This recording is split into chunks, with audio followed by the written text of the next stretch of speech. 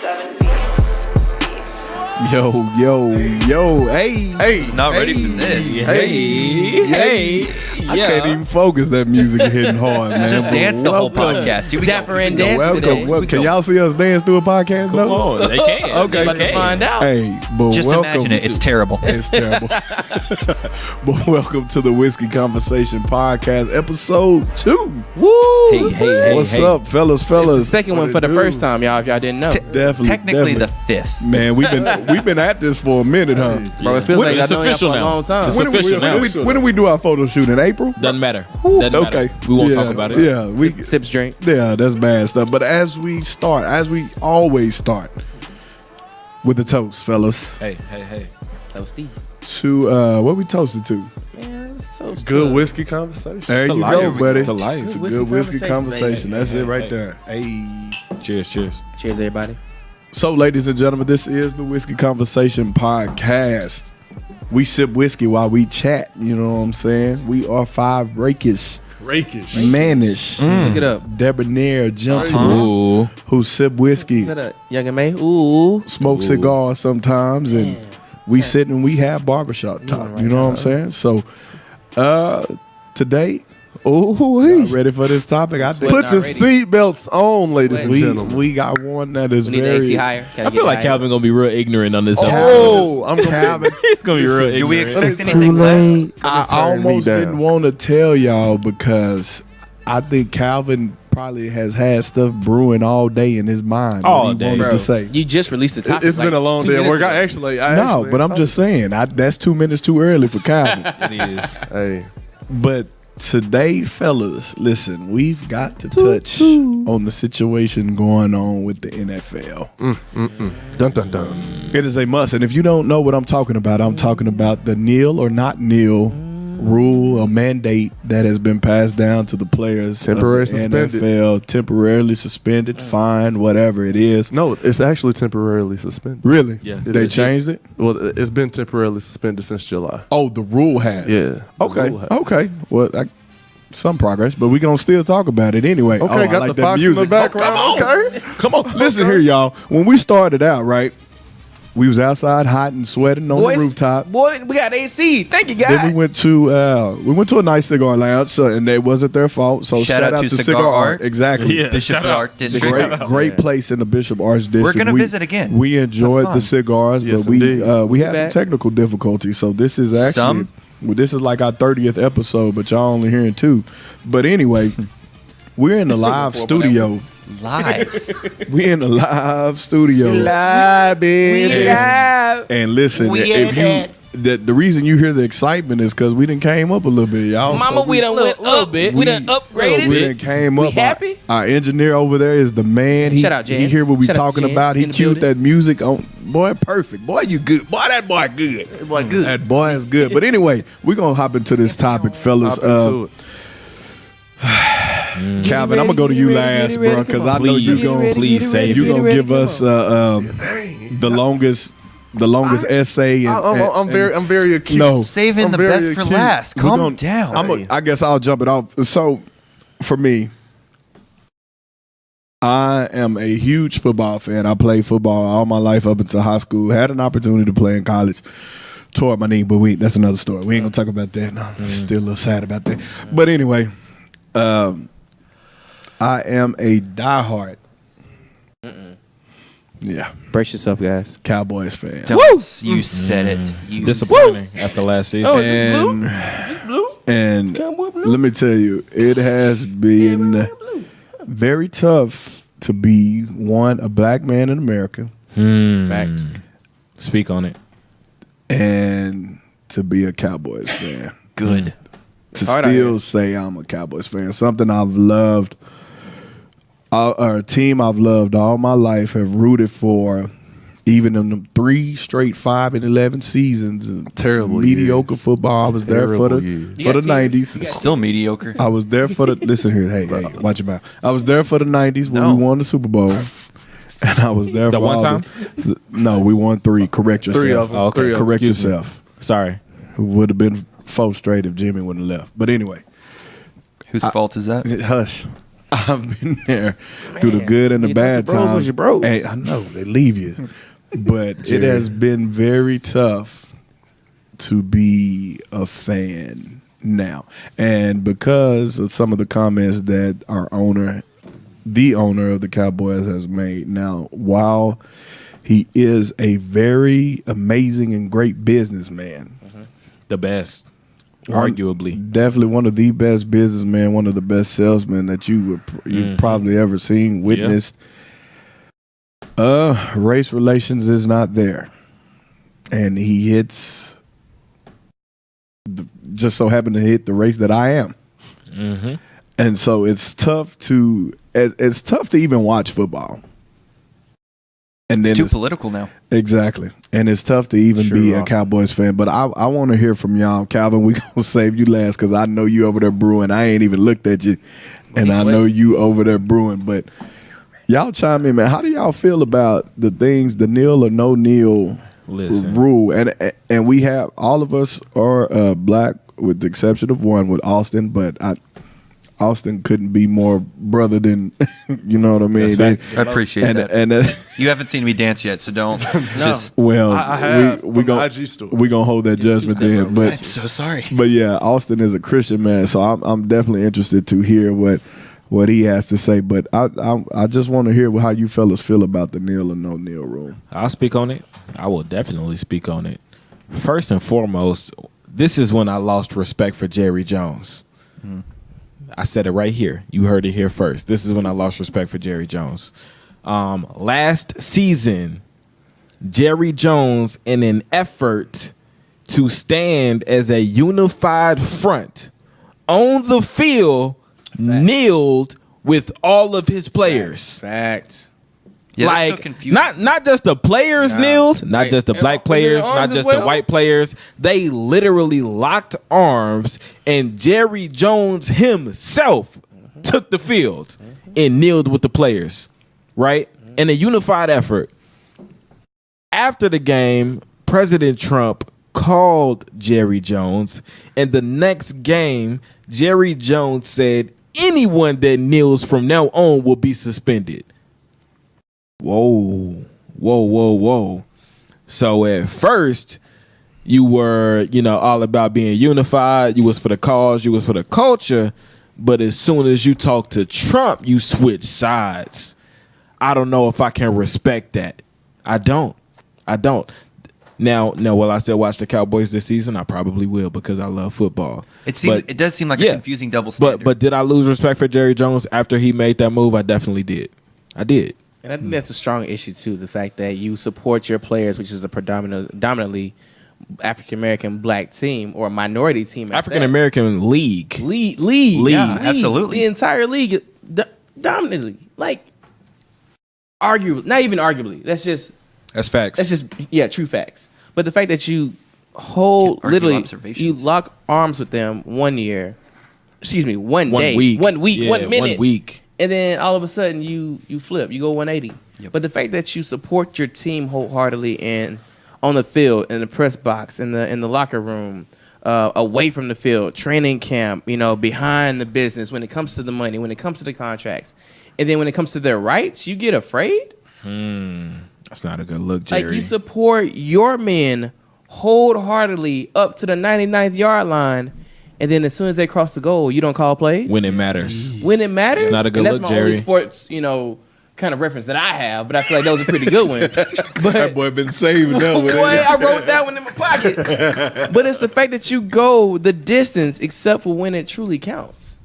It's fourth and literally one with 1 second left, and you leave your team high and dry when it comes to their rights. Not a good look, Mr. Jerry. Like that's so hard. That's a hard pill to swallow, but it's an even harder pill to say that you don't support the men that you pay. You don't support those who take care of you and make sure that you stay seated at the top. You don't support those who play week in and week out, go through many injuries, go through many hours of camp, you. leave their families on Sabbath days in a sense, Yeah. to play for you. But yet when it comes to kneeling for 3 minutes, you won't allow it. And at one point, if I'm not mistaken, he also said it was okay to do such things in the locker room, and then he also took the ban from that. You can have freedom of speech in the locker room, but when we go on that field, we play as a team. We're a team whether we're on the field or not. We respect the Cowboys organization, as should any organization and any player. So why can't they have freedom of speech in the locker room, out the locker room, just as they're out on the field, just as they're out of the stadium in their families' lives? That's an American right. Yep. That's a right. And you're going to take that away from them because you give them a good check. We'll talk about that. Yeah. We'll talk about it. I'm done for a minute. I definitely got something to say about that. So We'll talk about it. let me. Playing for the man. Austin, look, that boy Calvin is I brewing. wish I could see this man's He's face. ready to explode. Oh, wait, you can't. We got a podcast now. That boy is brewing. And we recording, so we will be on YouTube. Ooh, I can't wait for y'all to see Man. Calvin's face. Boy. Because that boy face been turning up this whole time. It's But almost broke. Calvin, you got to go last, bruh. Drink your drink. Drink your Austin. drink. Okay, so Hold on, real quick. Not all of it. I'm interested, and not to single you out because you're a different race than us, but I am You can say interested. I'm white. I'm not offended by that. It's okay. We're diverse. They know you're white. They hear the whiteness in your They voice. hear now. that. Yeah, they hear it over the air. I'm joking. My brother. See, that even You sounds sound like the white. KFC man, Colonel. My brother. Let us get down My and boogie, brother. son. But But no. he can change it up. That's what I appreciate about him. Yeah, I'm interested to hear what you have to say. So go ahead, sir. All right, so I need to say a disclaimer here, okay? So I am a massive Cowboys hater. They are by far Okay. they are the 33rd team Austin. on my list. James, can you mute his mic? Austin will not be Can you with mute his us mic? next I week just have to say that, on the okay? next podcast. Okay, so got that out of the way. So y'all here's, listen to him today. Here's so since this is apparently my last podcast, it's been great, guys. It's been a wonderful run. This is what I think. At first, I was really mad because I thought like, oh my gosh, because this was all started by Colin Kaepernick, and I thought, oh my gosh, just he's a crappy human being. Get out of here. And then Time Magazine or GQ said he's the man of the year and stuff like that, and I got all pissed and bent out of shape of it. What really bothered me is there's a left tackle, number 78 for the Pittsburgh Steelers, Villanueva. He is actually a veteran who laid his life down for us and then became a professional athlete and is an absolute terror on the field. And he is a good player. When this whole thing happened, Mike Tomlin, the head coach of the Pittsburgh Steelers, said, we are actually all going to stay in the locker room. And he went out and he saluted the flag, because he is a veteran and he laid his life out there for that. And I thought, man, that is absolutely awesome. It did not come across as offensive to me at all because he actually comes from a background of that. So he took it from one battlefield to the next. And then he came out the next week or a few days later and apologized. That's what I had a problem with, is because he laid his life down. So he actually has something to salute. Now, as it's developed and I've begun to read into it instead of just taking it at face value, I understand where Kaepernick is coming from. I understand that there is violence directed towards the black community. Speak on it. Again, from the white community. As a white man in the presence of 4 black men, I understand. I see that. And so I understand it better. And now I'm not so up in arms about it as I was before, because I think, you know what? It makes sense. He took his platform that he stood at, that not a lot of people have the luxury of having. He took that to get attention. Now, I understand that kneeling gets attention, why you're kneeling. And some people kneel for different reasons, but it comes across as very disrespectful. I think the biggest problem that I have right now is that you were standing right next to the flag, next to veterans who have laid their life down for people to do anything that they want in this country, and it comes across as ungrateful. Now, I know you're kneeling for different reasons, and again, I get that, I understand that, but how it comes across, that's the problem that I have, is that, if you have a problem with it, still stand in respect to them, but maybe not put your hand over your heart or something like that. I don't know. That's just my thought of it. So, again, I understand, and at first I was like on the hard, like, oh my gosh, screw Colin Kaepernick, but now I'm a lot more calm, and I think, you know what? I understand where he's coming from, because I believe is he black or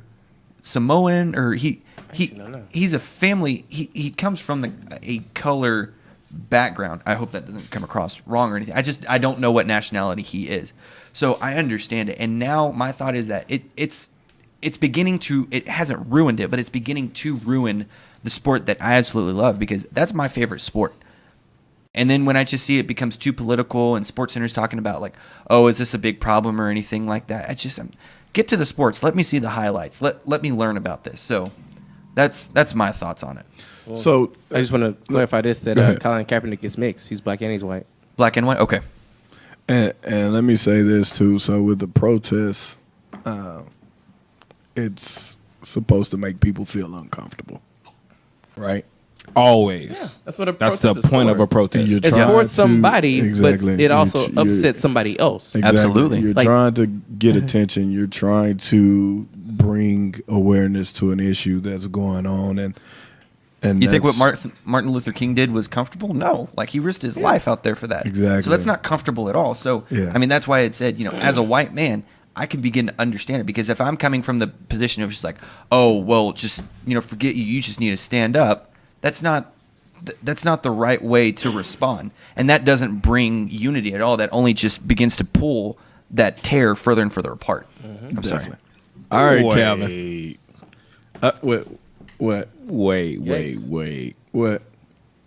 That raises another question. Oh Lord, Let's just be real. hope I didn't do something. That raises another question. Hold on. We hold that. We'll circle back to that because I Yeah. wrote it down. Okay. Oh, I wrote it down. You wrote it down. We'll circle back to okay. it. We're gonna circle Just back. clarify. to I appreciate that though. Okay, I was about to ask, am I in trouble? Oh no, not Okay, at all. good. Not at all. I appreciate that No. perspective. Okay, good. Nah, good. this All right, is Calvin, what's up? This is people's perspective. Here we go, so ladies and we're- gentlemen. We're not going Ice up. to. Let's do it. We're not going Calvin's to turn? penalize you for your opinion or anything like that. And We'll only talking to temporarily suspend you. I'm talking to Austin. I'm talking to you. You asked if you was in trouble, so no, you're not in trouble. But if someone said, we'll let you know real quick if someone said out of line. But Calvin, I'm unleashing you. This boy here, but let me tell you, Dog voices. Calvin changed his fanhood. I saw that on IG the other day. He changed his fanhood or fanship, whatever you call it. And I know this is something that's kind of hit home with him. So we've been interested to see what he has to say. That boy been over here brewing He the whole been time. quiet though. He ain't never been this quiet, have Oh, he? this is crazy. I It's know it. about to go down. So Calvin, what's up, man? How you doing, everybody? How you doing? coming This in. is Calvin J. Mr. Two Buttons. So How you doing, everybody? First, starting off, I want to say that I've grown Bloody up a lifelong Dallas Cowboys fan. Hey, due relax. To my dad. Chill out. Grown up a lifelong Cowboys fan. Been there for the Super Bowls, the Quincy Carter terrible years, the Drew Henson. I've been there through the years. So Anthony You had to witness that in person. to be a Cowboys fan, and I'm not from Dallas. I'm from East St. Louis, Illinois. So that's how strong my faith was in the Cowboys. was Just recently, 2 weeks ago, due to the remarks of Jerry Jones, Stephen Jones, and Dak Prescott, I have changed my fanship, like Mike mentioned, and I have taken my talents to the Atlanta Falcons. Take my talent. Preach, brother. Now, Preach. Thank you. I think It's my team, by the way. the Just have to thing that clarify. and granted we're in Dallas, I think the thing that we focused on were the Cowboys and Jerry Jones. But I think this is a lot bigger issue, Oh yes. and I want to touch on a couple different aspects of that issue. I hope you wrote it down. Come on. I did. It's all mental. It's all okay. mental. My man. We're not So- as prepared as you, Jacob. Facts. So we're going to start with Colin I'm dead. Kaepernick from the first. My fat brother of Kappa Alpha Psi Fraternity Incorporated. Colin Kaepernick started with this strike sitting down. If people can remember that, before the kneeling was a thing, he started sitting down. It was brought to the attention that, the whole disrespectful to the vets argument, da. So a lot of people forget that Colin Kaepernick actually met with a veteran behind closed doors, and they discussed the political climate of Colin's position with police brutality to African American men in society. From that conversation, that's where the kneeling came from, because it was to show protest and that he's not going to stand for the flag, but to also showing reverence and respect to the fallen troops that have died. So when people say that the kneeling is a sign of disrespect, it's funny because that kneeling came from a conversation with a seasoned veteran. And the kneeling isn't a universal sign of disrespect to a lot of veterans. i.e., black veterans. Because there are black veterans that agree with Colin's stance because of what the meaning is. And a lot of Speak people on it. are I like very it. I like it. uncomfortable with Colin's standpoint, but there's never been a protest in America or in any country to where somebody is made to feel comfortable. You don't ask permission to do something. You just don't. They didn't ask permission to throw all the tea off the boat for the Boston Tea Party. They didn't ask permission for the American Revolution. There's never been permission asked to protest a wrongdoing to a race or to an ethnicity or to a certain demographic of people. So, to everybody that feels like the kneeling and the whole protest thing is disrespectful, I could care less.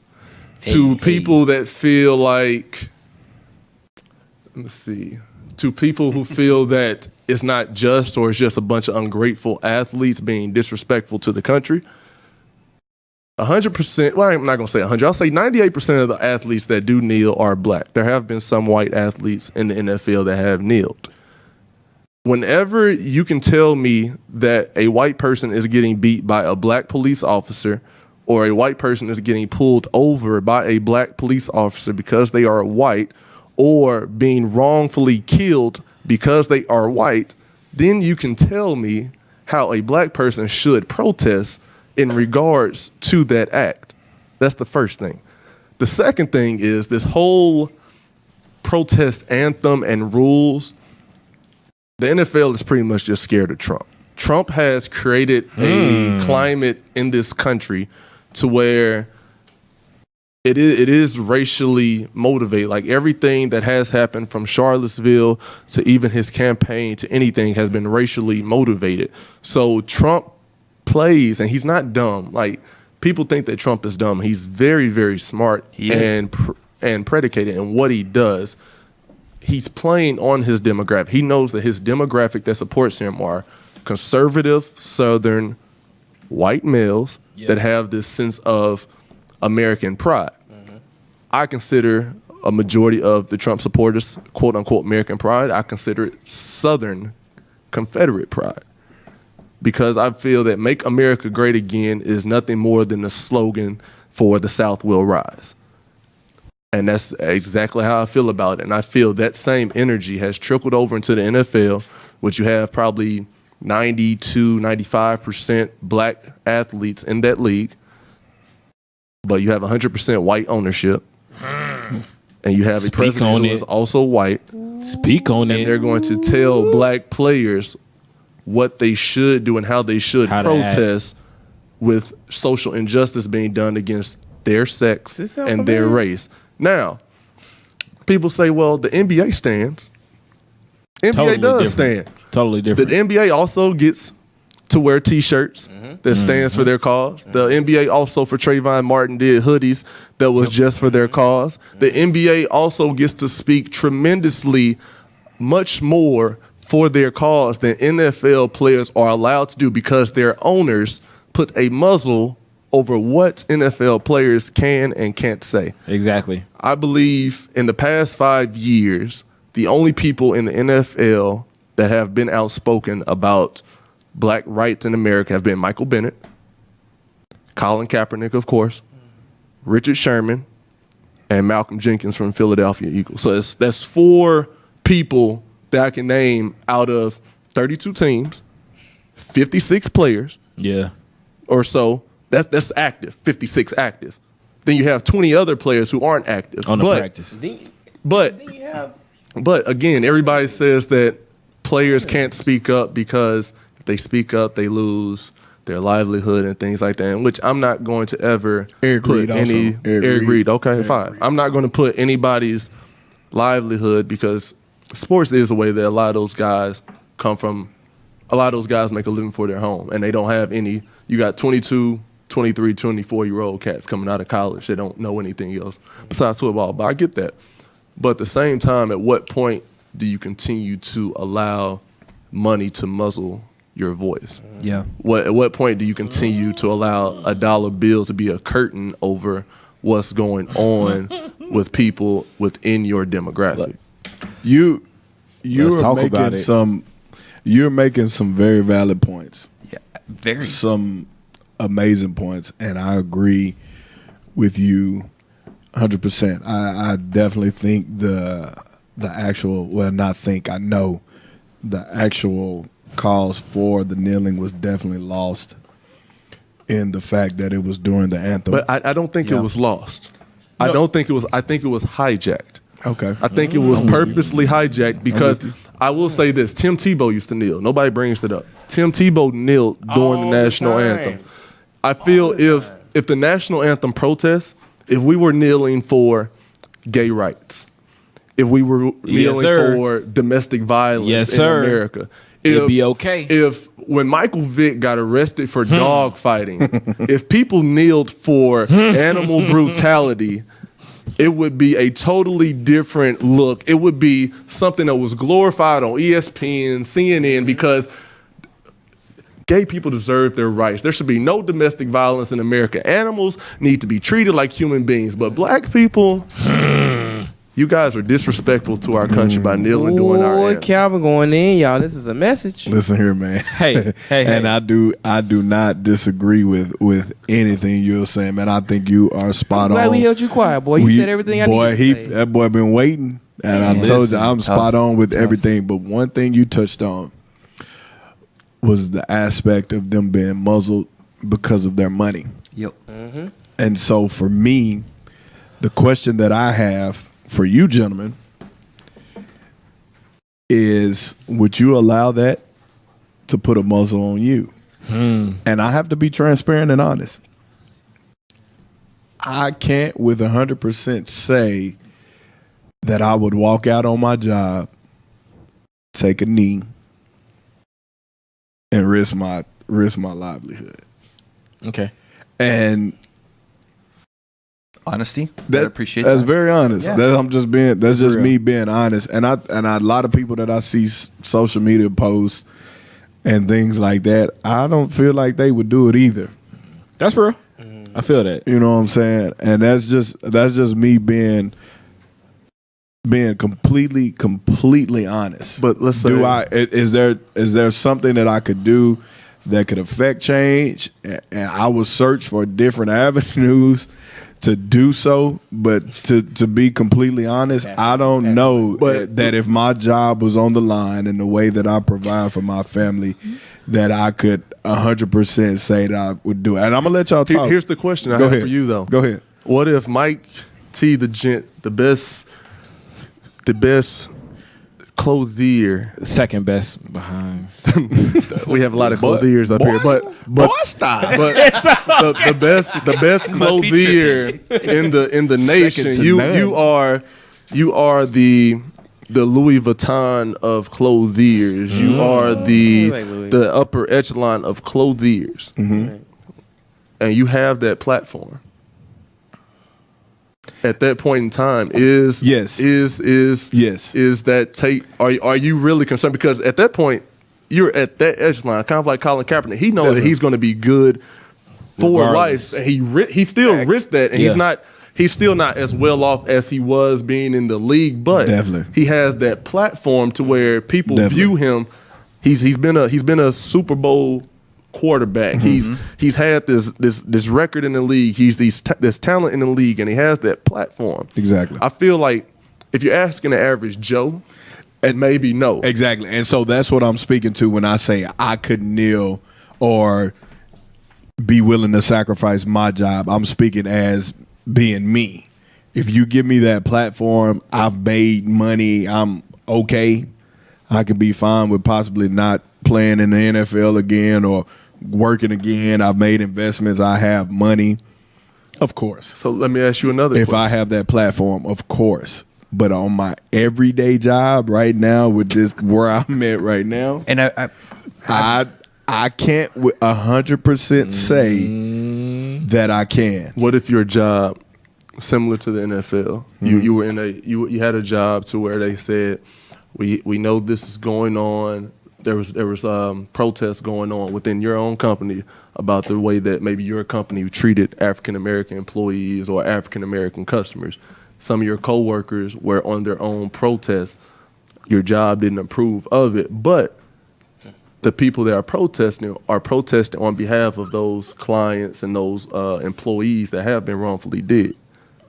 Hey, Mike, don't say the wrong thing. When you when you put it like that, yes, I could protest. And It's the same So if situation, it's though. it is, but and so when I say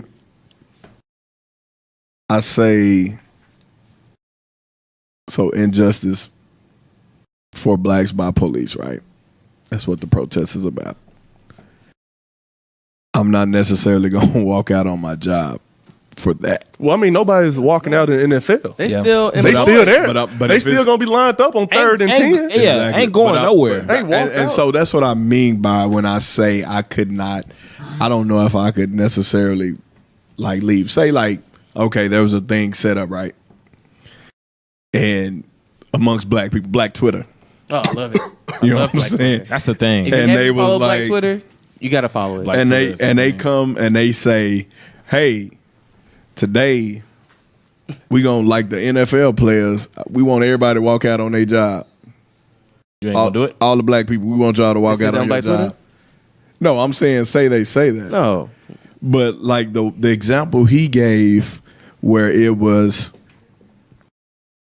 on my job, like so it hits me direct and injustice of course with police hits me too. But I'm saying like it really Which one hits hit harder? sits in my backyard. Both of them hit harder because No, To- it has to be one or the other. no, it can be both. No, both because It I can't don't be both. because You I have to could be choose. I could be driving down the street and I get pulled over and I don't know what's gonna happen. never That's a know. fear of mine. That's true. But at the end of the day, you That's have hurt. to choose. All right, let's take it. Hold here. on, real quick. I just got to add something real quick that I've been wanting to add in. It goes into what is at stake because keep in mind, Definitely. You four guys at this table are single. One guy is married and has 2 beautiful children.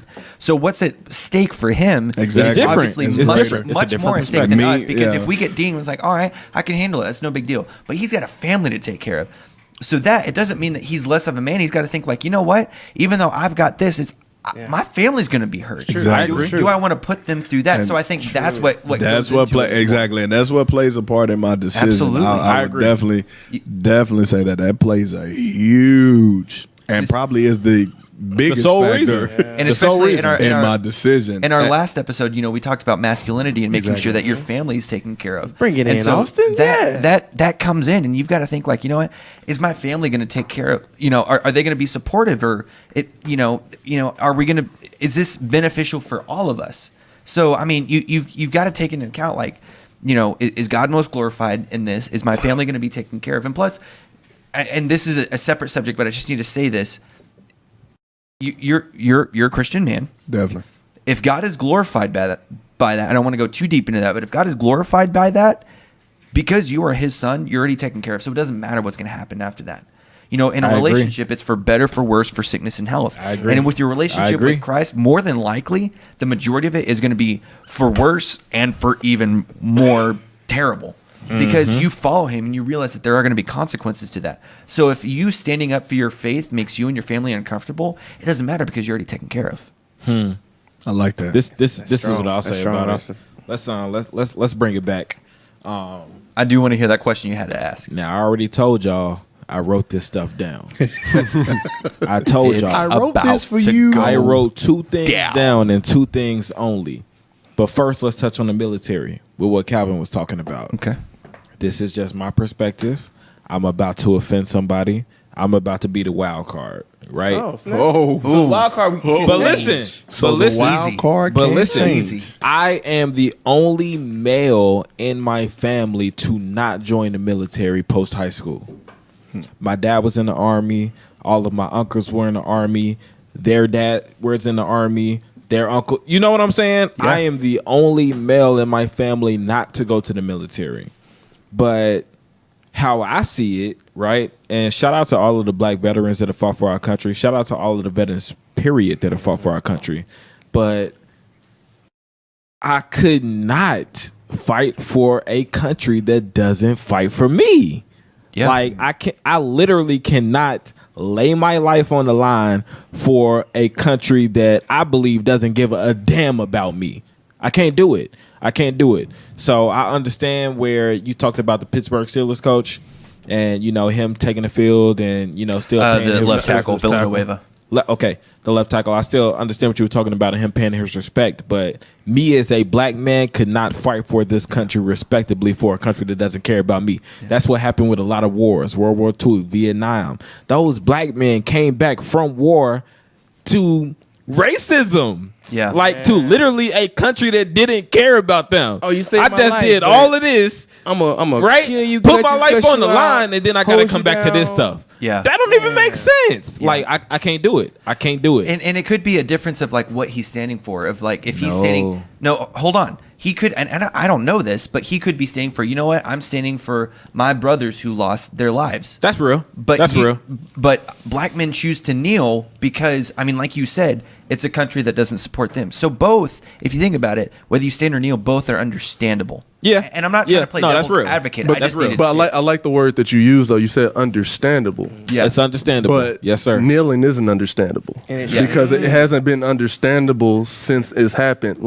And that's why I say that the people always say the message behind the kneeling got lost. The message never got lost. Yeah. Never. To black people, the message never never got lost. lost. There. The message got hijacked by whites that don't want that message to be out there. They don't Exactly. want black people to have a voice. They don't want black people to have And a we're not even stance speaking for during this something. protest. Because if we ever voice our opinion about anything that's done, Ooh, speak on it's it. viewed as us as complaining or being ungrateful or us pulling the race card. I feel a lot of people think that racism stopped at slavery. A lot of people think that racism stopped in the 60s. And I'm like, you got to realize people were still getting hung in Mississippi in 1980. People were still getting lynched in the 90s in the South. Racism has never stopped. And so for some Never. reason, people Yeah. feel that, times aren't how they were. Yeah, we're not on a field picking cotton and you can't burn down churches and you just can't walk up to a black person hanging from the tree. But Some Still people still close. feel it's like it. different. But it's different. it is still going on. It's just swept under the rug. Okay. And that's why I tried to say earlier that, even though I didn't agree at first of what Colin Kaepernick did, I understand it a little bit better because I don't want to be so close-minded of just you're a dick, I'm moving on. It's, you know what? Why are you doing that? There's a reason behind it. I need to understand because if white to black, black to white, if we cannot find a happy medium, if we cannot find a unity, then that's where the problem is because we're not working on meeting each other halfway. So that's why I look at Colin Kaepernick and think, how can I understand that? How can I agree with that? I understand it a little bit better, and I'm getting there every single day. And I'll say this, and I appreciate you understanding it definitely because there aren't people that still don't understand it. And I'm ignorant But because I don't know the facts. At the time that he did that, and I'm from East St. Louis, Illinois. St. Louis, Missouri is literally across the river. Ferguson, Missouri is pretty much within St. Louis. So I grew Definitely. up. Yes, I sir. was still there. I wasn't in Dallas. I was still there when Ferguson was going on. Around the time that Colin started doing the kneeling, you had Trayvon Martin, you had Ferguson, you had Tamir Rice, you had all these killings going on. And from the outset of his protest, he made his protest very, very clear in what he was sitting down for initially. And then he went to a kneel after he met with a military veteran to change his stance. He then reiterated, this is why I am kneeling. This is why I changed from sitting to kneeling. And somehow people still don't understand, or it's just now okay, well, maybe what he was doing was just, but he explained from the go why he was kneeling, but nobody cared about that. No one listened. Okay. The crazy thing about that too was he had been so demonstrating before the I think it was the third preseason game, right? So he was in uniform that preseason game and kneeled, and that's when everyone took notice. But those 2 games prior, he wasn't in uniform and he was still protesting. So that says something right So- there. exactly. That says something right so there. are you saying Exactly. he wasn't starting? He wasn't No, playing, or that's what? saying He inside of this uniform and outside of this uniform, Yeah, I'm still the same you man. do what I No, do I what got I that. say. Yeah. Are you saying the first 2 games he wasn't starting? He wasn't he wasn't playing? No, he wasn't in uniform at all because he was he in? I believe he was injured. Okay. If I'm not mistaken, I think he was injured, but He wasn't in uniform for whatever reason, and he was still protesting. He had started to protest those first 2 preseason games, and by the 3rd preseason game, when he was in uniform, is when everyone started to take notice. Makes sense. Makes sense. Here's my thing. This is the second thing that I wrote down. Right. So we've already talked about black people serving in the military, right? Now let's talk about financially what this means to the NFL. Financially, that's what we was talking about, right? Big hit. Right, Mike? Exactly. You were talking about I have a family to care for, I have kids to care for. I can't just quit and leave my job, right? Definitely. That's what you said. And I agree with that. I'm single. I'm 24 years old. I have no family. Most of my bills are paid. Not all of them, but most of my bills are paid. Come on, scholarships. Focus on that word. No lottery. So I don't necessarily hand. care about leaving my job. I can quit and leave because I'm the only person that I have to fend for. Period. There isn't anybody else relying on me. Here's my thing. I just moved to Dallas from Chicago, right? And this story about Mizzou, right? Mizzou in Missouri. The black athletes on the football team felt that there was racial inequality and bias with the university. Preach on They it. literally demanded to have the president fired for misconduct. They were not going to play. So here's what they did, right? Here's what the black athletes at Mizzou did. First, they said we're gonna sit in at lunches. Okay, that's cool. That's what black people used to do during the civil rights movement. We're gonna sit in. The second thing they did, they said we're gonna protest, right? So the black people on that protest camp, the black people on that campus protested, but protests don't do anything but raise awareness. In my opinion, they don't create actual change. So the black people on that campus got together and said, if the president doesn't resign, we're not gonna play in the next game. Period. It was a united front. And guess what happened? Just guess what happened. If those black players in Mizzou decided not to play, the university would have lost millions and millions of dollars, right? So they all stood together, said we weren't going to play, and guess what happened? The president resigned. If you don't hit these, no disrespect to Austin, but if you don't hit the white people in their pockets, they're not going to care. If 1 or 2 players kneeled during the national anthem, that's cool. But if all of the black players kneeled, We had a problem. you don't have a choice. Our money's being You don't depleted. have a choice because Yeah. now you can't play. And let me touch on It it just real takes quick. everybody Hold on. being on the same And I'm gonna let you page. get to that. So one of the things too, right, is the players have a problem, and this is totally different, but the players have a problem with holdouts, right? When they're negotiating their labor, the union, right? And the NFL, this is no secret, is one of the weakest unions.